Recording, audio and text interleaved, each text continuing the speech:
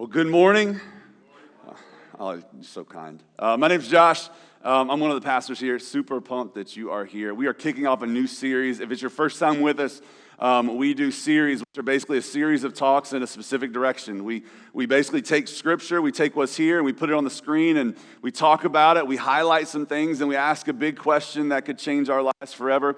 What does this mean for me? And so this morning we kick off a new series called Dreams and Detours. The one thing that we have in common, I don't know a lot of your stories, and I don't know your backgrounds, and I don't know where you've come from or any of that stuff, but the one thing that I can guarantee you that we have all had in this room is we have had dreams. And I don't just mean like sleeping dreams, although we're going to talk about a guy who had sleeping dreams, but not just we have dreams, we have desires, and we also have detours. So, just bear with me for a moment. Think about this. Pretend that you are driving. In fact, go ahead and close your eyes and pretend that's a trick. You don't close your eyes when you're driving, okay? Come on, people. All right, so pretend that you're driving, and as you are driving, you come to this sign. Now, I don't know about you, but whenever this sign pops up, joy does not fill my heart. Because I have a specific place that I'm trying to get to. And your orange sign is in my way, and it's going to slow me down. We love dreams. We love to dream. We love to think about what could be, and that is who God is. He is the giver and He gives the gift of dreams and desires. But very rarely do we think that God is the giver of the gift of detours. And over the next few weeks, we just want to talk about that specifically today. We're going to look at a guy's life. I say a guy because he's kind of in between a boy and a man. In fact, when we pick up this story, he's 17 years old. His name is Joseph. We're going to be in Genesis chapter 37, and I'd love for you to dive into that with me. But Joseph is about 17, and we're going to talk about the dreams that he has and the detours that he has, and then we're going to ask God, okay, God, what does this mean for our life? When I think about my life, I'm 41 now. I know it's hard to believe. I'm 41. And I'm 41, and when I think about 17-year-old me, I try to find a picture, and I just couldn't really find one. Sorry, maybe next week. But when I think about 17-year-old me and the dreams and desires that 17-year-old me had and where 41-year-old me is right now, I can tell you that not much has turned out the way that 17-year-old me thought it was going to. From the school that I thought I was going to go to and end up at, at 17 years old, I firmly believed that I was going to make it to the NBA, and yet here I am. I didn't make it very far with that. When I think about the work that I do, when I think about even being on the stage, being a pastor, when I was 17 years old, my youth pastor came to me and said, Josh, like in the serious youth pastor voice, Josh, one day you're going to be in ministry. And I cussed my youth pastor out right there. I saw him a couple months ago. I said, remember that time you told me I was going to be a pastor and I cussed you out? And he laughed and said, yeah, I remember that. I can't forget that one. And yet here I am, a detour. When I think about my family, when I think about who I'm married to, and I'm so grateful for it, when I think about living here, 17-year-old me would never have dreamed of that. Here's the funny thing about detours when we do them God's way, that the destination is always better. It's just hard to get there sometimes. Many of us find ourselves in the middle of this, and my conclusion with my life is my life has had more detours than I could ever ask or imagined that they would have. And maybe you're the same. You have a dream or you had a path, and maybe for you it was starting a business or whatever else, and you had a dream of a family and whatever else that may be, and it's just a different path. In fact, the definition of detours is an unexpected path. And many of us, if we were honest, I don't think we would say, hey, my life has just been up and to the left for forever, or up and to your right. I'm sorry, I'm trying to reverse it, Like many of us wouldn't say that this has been my life. It's just been up. Straight path. Start at one point, straight. Like many of our lives looks like this. Many of our lives actually don't even look like this. They've looked like this. Yeah. And many of us are in an unexpected path in a detour right now. Maybe you're single and you never thought you'd be single for this long. Maybe it's been just a battle with infertility. It's been just a struggle with anxiety. It's been debilitating at times. Maybe it's divorce. Maybe your marriage, you feel like it's on a detour right now. An unexpected career change, financial troubles. For some of you, it's the detour of someone you love. You never dreamed that your child would be on the detour that they are on right now. Detours are not easy. And in life, you're either approaching a detour, you're in a detour, or you're coming out of one. And it seems like they're never ending. So the question is, how do we deal with them? Because while Webster's definition of a detour would be something like an unexpected path, if you look at the narrative of Scripture, and you'd be hard-pressed to find someone in the Bible and their story and not find a detour that they found themselves on. I think we could actually define detours like this. The detours are a change in our plans that God uses to develop us so that we can arrive at a better destination.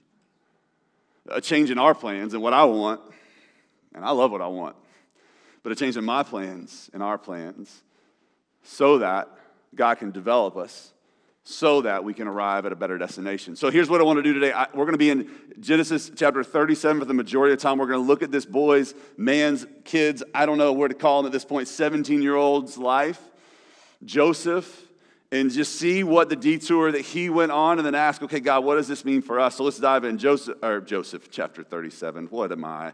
I'm a 17-year-old that cussed out his youth pastor for wanting to be a pastor. Now I can't even get it right. Genesis 37, verse 2. These are the generations of Jacob. So Jacob is going to be interchanged throughout the story with Israel as well, just so you know. Joseph, being 17 years old, was pasturing the flock with his brothers. He was a boy with the sons of Bilhah and Zilpah, his father's wives, and Joseph brought a bad report of them to their father. So listen, Joseph just comes from a messy family. Jacob, his father, has 12 sons from 4 different wives, and you're like, whoa. No, that was just culturally, that was how it was in that day. And then you have Joseph. And we're learning a little bit more about Joseph, but from the first time we meet Joseph, we understand that he's a 17-year-old snitch, basically. He brings a bad report. And snitches get stitches. And so, we're about to find this out in a little bit. But, this is what we see about Joseph so far. 17-year-old, God sends him off, and he gives him a bad report. We don't know what that bad report is, but we do know that Joseph came back. Verse 3, now Israel, so Israel is Jacob, loved Joseph more than any of his other sons, because he was the son of his old age.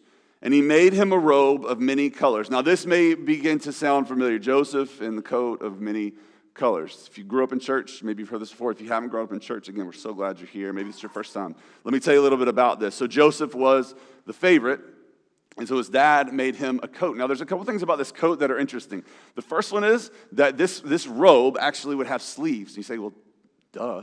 But most people in that time, all they had was just a piece of fabric with a hole in it, and there was a head hole, and they would put it here, and then they would just either sew up, tie up the edges so they could just kind of tuck their arms in and stay warm. But this coat had sleeves, which told us that this coat was special. It costs more money, and what also we know about this coat is that this coat would mean that Joseph was probably going to receive more of his father's estate or his inheritance than the other brothers. Now, why does that matter? Well, it's because Joseph is a 17-year-old. He's the youngest and he's the favorite. And the older brothers see this and they see this coat, and they don't think like Dad just hooked him up with a nice coat. No, they see this. Oh, you got sleeves? Okay. And he nudging Judah he got sleeves, yo. Which means in their heads, he's going to get more of Dad's money. He's going to get more of his estate. So how would his brothers feel about this? We don't have to guess. Verse 4.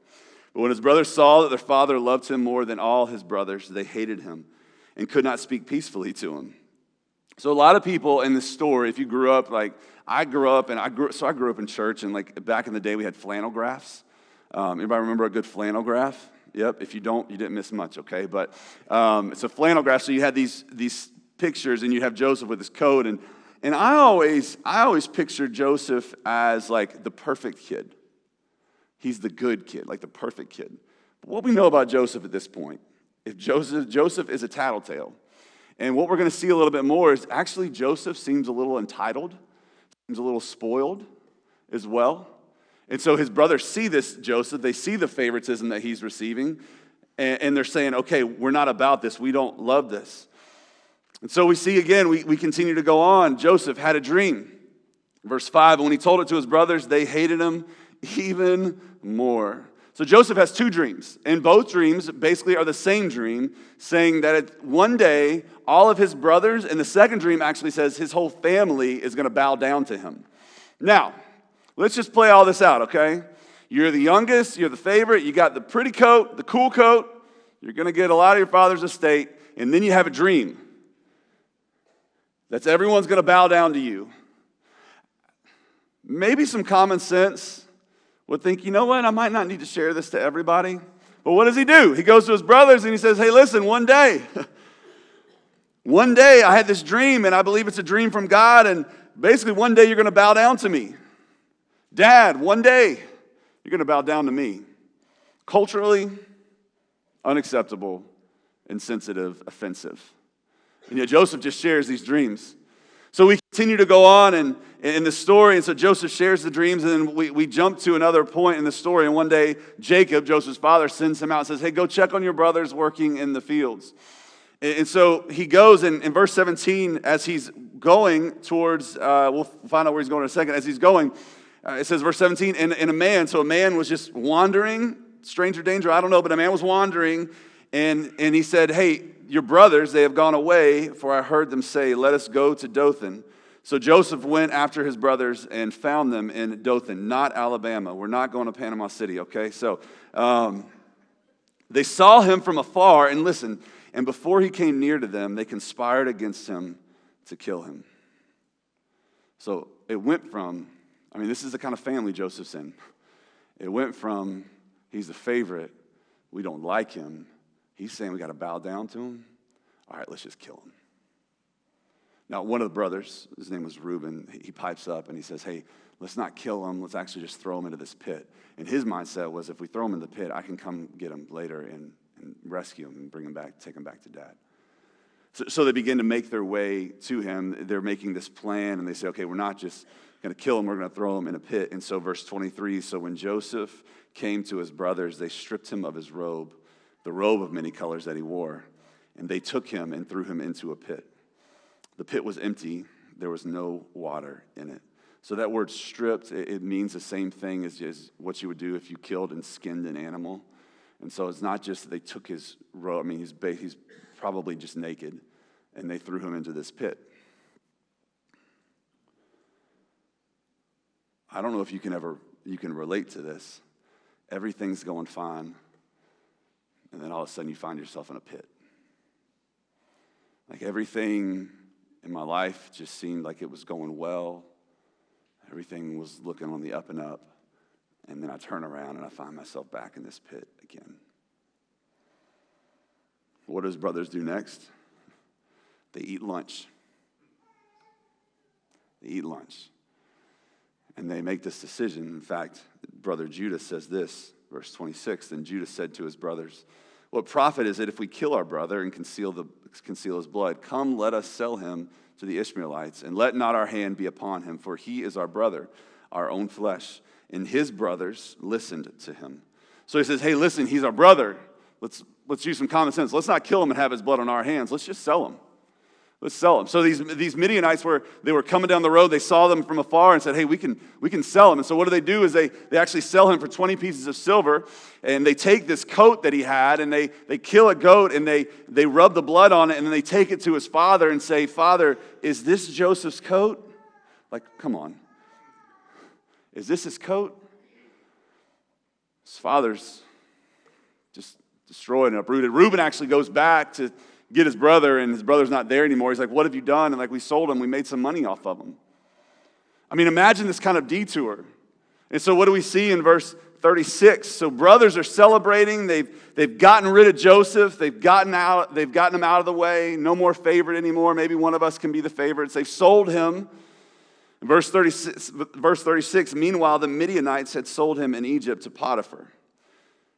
So the Midianites bought him, and they sold him to Egypt in Egypt to Potiphar as an officer of Pharaoh, the captain of the guards. I mean, talk about a detour. Look at this. This is what happened in Joseph's life in a matter of moments. He's going from where his father was, and he's trying to find his brothers. And so as he goes up, he finds his brothers. His brothers attack him. They take his coat, they strip him naked, and they throw him in a pit without anything. And they're just sitting around like, I would imagine that Joseph is yelling, "Hey, can somebody help me?" His brothers are just sitting around eating lunch. And so they sell him in Dothan, take them all the way down to Egypt where Joseph ends up. Now this is where our story ends for the day. But just imagine this detour. Imagine if you're Joseph, and I can imagine you felt like this before. You started out your day in one direction, and then all of a sudden you find yourself in a completely different destination than you thought you would end up in. You started out your month in one direction, you find yourself in a completely different direction or destination. You see, I think there's a couple things to lay the groundwork for the next 5 weeks that we need to understand about detours in our lives. If we look at the story of Joseph and we look at it on a scale, Joseph gets a lot of story in Genesis. A lot of chapters. We hear a lot about Joseph. And you ask the question, why? Well, it's because that Joseph's story is a story that we can all relate to in many ways, specifically our detours. I think when you think about detours, an unexpected path, there's a couple things that we see about detours. Detours happen for multiple reasons, but one of them is our own choices. Our own choices. We find ourselves in a different destination and heading on a different path because of the choices that we make. Some of them are choices that are just a choice that ended up in a different direction. Sometimes those choices are just honestly sin. It's our sin that gets us in the position, in the place that we are in that moment. Another reason why detours happen in our life is because of others' choices. Look at the story of Joseph, right? He ended up where he was because of some other people's choices. There's a term called collateral damage. And many of us have experienced collateral damage from other people's choices and other people's sins.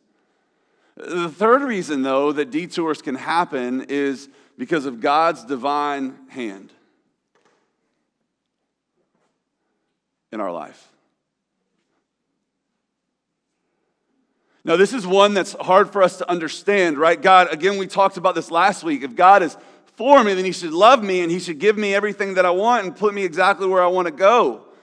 And God says, that's not the way this works. I'm actually in control. I'm the source. You're the shadow. Your life is better when you trust me. And so God's divine hand sometimes is at work here. In fact, if we look at Joseph's life and we say, okay, which three of these caused his detour? It's easy for us to say, and the way that probably we've been taught is that, well, it's number two, his brothers. His brothers hated him, his brothers threw him in a pit, and his brothers sold him into slavery. That's what happened in his detour. But if we look at the story of Joseph's life, he wasn't the perfect kid. And in fact, some of his arrogance also could have played a part in this as well. But the other part, the hard part is that when we see this, is we actually see as we jump ahead, and we're jumping to the very end of Joseph's story, Joseph is reunited with his family in a place in Egypt. And this is what Joseph says. Genesis 50, verse 20, "As for you, you meant evil against me, but God meant it for good, to bring about that many should be kept alive as they are today." So we also have this space, we could put that graph back up there again. We also have this space where, yes, Joseph probably played a part, his brothers definitely played a part, and also God played a part. It's a little bit of all of them. You see, many times when detours happen in our life, we love to blame someone. And we do the reverse of this. We either blame ourselves, we blame others, or we blame God. And what's interesting in this story is Joseph gets so many words written about him, and we never see Joseph blame anyone for his detours. We never see it. And I want to be very clear, and please lean in and listen to me here, but we never see Joseph playing the victim. Now, was he a victim? Oh, yeah. Yeah, multiple times. You'll hear about another one next week. Another detour, another time he's accused of something. But he never plays it. You see, I think sometimes in our lives, we can begin to take on the role of a victim. And when we do that, I'm not saying that we aren't. I'm not saying that we shouldn't feel that way. I'm not saying that something wasn't done to us. I'm not saying that. But the problem is if we always stay there, then we never experience the victory that God has on the other side of the detour for us. If we only stay with this is what was done to me, and we never take God's plan and process of healing and forgiveness and maybe even restoration, and we always just say this is what was done to me, we never really experience the plan that God has for us. You see, it's very difficult to remain in the mentality of a victim and receive the victory God has for you on the other side. There's so many scriptures that encourage us in this. Romans 8:37 is one of those. No, in all things, in all these things, we are more than conquerors through him who loved us. And it's important that we do the work. It's important that we do the work to find out and figure out and identify what was done to me or what mistakes I made. But it's also important that we take the steps forward to not just become the victim, but experience the victory that God has for us. Because if we don't, we'll never understand this next truth about detours. Is yes, detours are caused by certain things, but also detours. God uses detours to develop us. God uses the detours, the pain in our lives to develop us. In the beginning, Joseph was this prideful, boastful, entitled, and he was comfortable in his dad's place with his dad catering to him. And in the end of Joseph's life, his life and leadership saved millions. See, here's the truth about what God does for us, is that you can have growth or you can have comfort, but you rarely grow while you're comfortable. Now, this is hard to hear because many of us are going through very uncomfortable, very hard times, and I don't want to diminish that. But we can have comfort or we can have growth, but very seldom do you get to experience growth if you're comfortable. This is in all of our lives, whether it's pain that we're going through or like God has just called us into just something it feels like a risk, and it feels scary, and it feels uncertain, and it feels uncomfortable. And something happens in those moments where God says, I can grow you in this, and I can grow you in these moments. You see, oftentimes detours reroute us to a destination we would not have gone on our own. Joseph would have never gone to Egypt. He never would have gone to Egypt. But God had a plan. God wanted him in Egypt. I mean, if you think about it, how many of you have things have come that are better than we thought because of a detour? How many of you found your spouse because of a detour? I know I did. I wasn't supposed to be at the school that I was at when I was at the school that I was at. And I met my wife there. Praise the Lord for it. Some of you are in Griffin because of a detour. And you have been fighting it and fighting it and fighting it. And what if this is the destination that God has for you? And he's trying to develop you in it. He's trying to build something up in it, in you through it. God uses detours to develop us. And we ask the question, why is it so hard to see this way? It's because detours are almost never pain-free. They're almost never pain-free. Here's what James says. James chapter 1, verse 2, count it all joy, my brothers, when you meet trials of various kinds. For you know that the testing of your faith produces steadfastness. And let steadfastness have its full effect, that you may be perfect and complete, lacking in nothing. When God is ready to grow you, things often get worse before they get better. And so to rethink about maybe where you're at in your life right now, if things are difficult and things are hard, maybe it's not God out to get you. It's God trying to grow you. It's God trying to develop you. And it's not easy, and it may be painful. But what James says is this, is all of the trials of various kinds, the detours of various kinds, the detours of days, months, and maybe even the detours that are made up of years, are used so that God can build something up inside of us. He can build up steadfastness and strength and patience. This is what God does, and this is what he uses, because we have to understand that God does not waste detours. God does not waste detours. And if you feel like you're in one right now, it's not wasted. He does not waste it because he's using it for his glory and for our good and for the good of others. So a simple question I want to ask you as we start off this series, Dreams and Detours. It's what we all have experienced. We've all experienced dreams and we've all experienced detours. The question I'd like to ask you this morning is, what is God trying to teach you in your current or from your past detours?